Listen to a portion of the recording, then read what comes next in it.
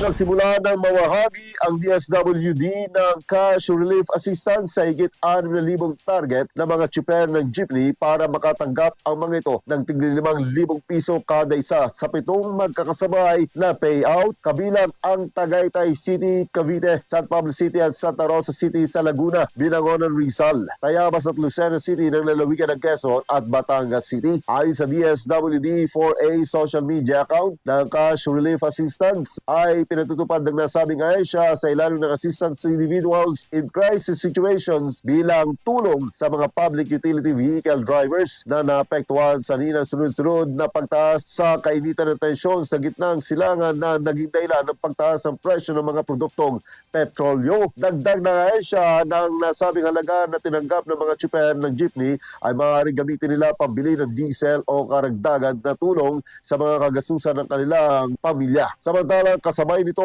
ang pamahagi rin ng cash relief assistance sa nasa 500 tricycle drivers. Tumanggap ang mga ito ng tigli 5,000 piso mula sa Pulilio, Bordeos at Tangkawayan, Quezon kahapon. Kasama mo sa Aramen Calabarzon and 106.3 IFM Lucena, Idol Edgardo Maceda, Tatak Aramen. RMN Network News.